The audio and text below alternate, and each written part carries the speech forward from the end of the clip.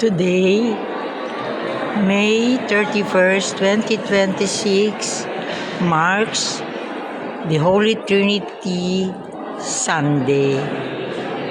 And I thank God's merciful love for the grace to be here in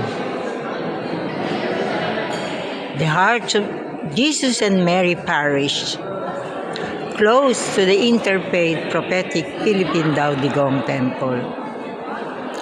Today, I make my act of oblation to God's merciful love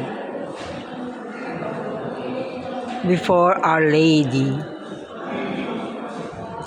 O Blessed Mother, I really thank Saint Therese of the Child Jesus,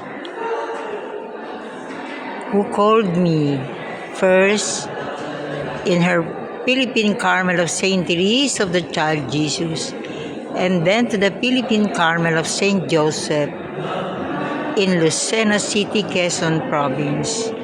And since then, I discovered the act of oblation of Saint Therese of the Child Jesus to God's merciful love, offering herself to the infinite, merciful, loving God.